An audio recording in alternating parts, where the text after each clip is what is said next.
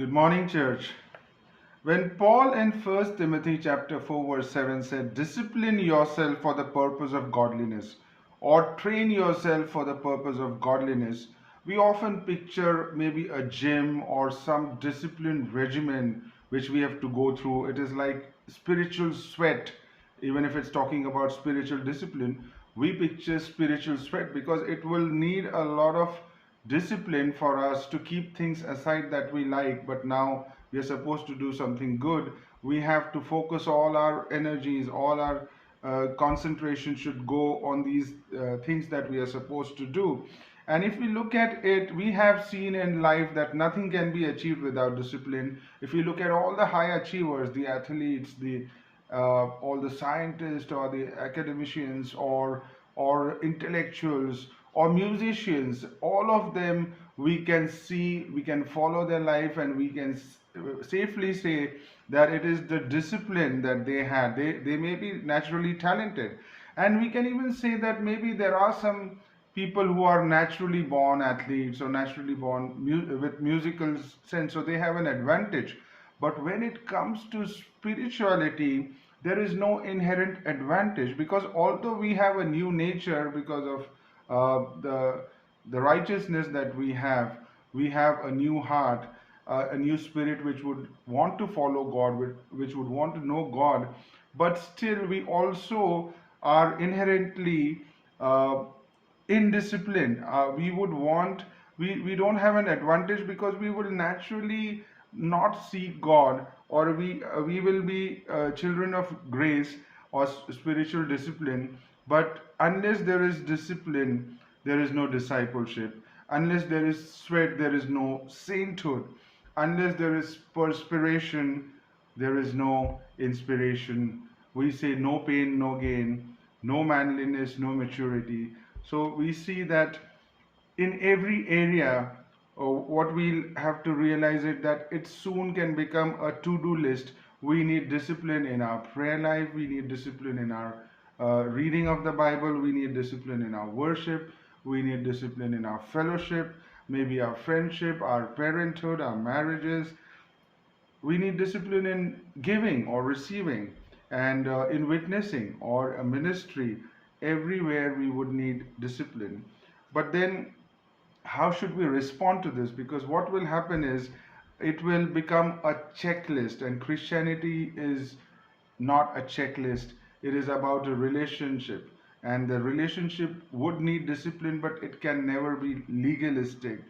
And also what will happen is, if we have a checklist that if you do these 6 things or 16 things or 60 things, then you will be godly, then what we are saying is that there is a checklist, and we will always be self-righteous. We'll always say that, okay, I'm doing these 17 things, what about you? You're not even doing 3 things. And then we will have this self-righteousness about ourselves, and we'll be merciless to others who are not matching to that standard. And here we, before we realize, we'll become legalistic. But the most important thing to remember is legalism versus discipline is legalism is always man-centric, and discipline is God-centric. Although we have to train ourselves, it is always God-centric. And how would we have this wisdom when we are disciplining ourselves? Yes, we need to prioritize a few things. We can always see where we lack discipline, and then we will work towards it. Or we may be realistically setting goals, we won't be unrealistic. We can pray about it, we can be more accountable. But the most important thing, when we are disciplining ourselves, where is that wisdom going to come from? Is when we fail. We will, it is just a matter of time that we will stumble and we will fail in our spiritual walk. And we know that we've failed so many times.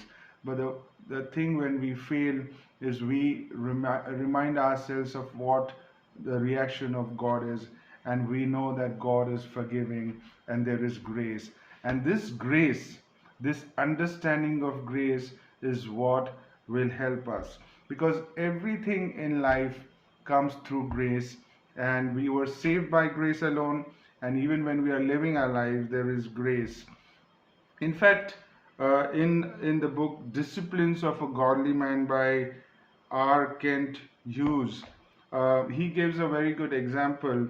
There is a painter who submits his painting. That painting is about Niagara Falls, and he has to submit it to an exhibition. His painting is there. It's a beautiful painting, but then he forgets to give a title to it, and the exhibition people would want a title, so they give that title and they say more to follow. So there's a beautiful painting of the Niagara Falls, one of the largest waterfalls, and there are billions and billions of gallons of water every day that it is pouring, and although there is no need of it, but the water is uh, in billions and billions of gallon, and thousands of people every day visit this fall. But this title, more to follow, is the picture of grace. There is always more grace to follow. There is grace upon grace.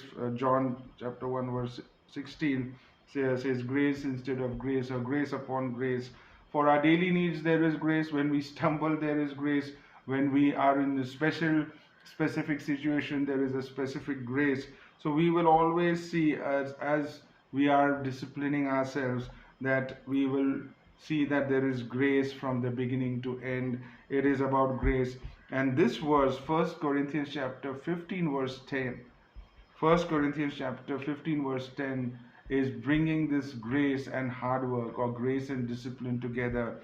Paul, who wrote that discipline yourself, or to be godly, discipline yourself for the purpose of godliness, is also saying in 1 Corinthians chapter 15 verse 10, he is saying,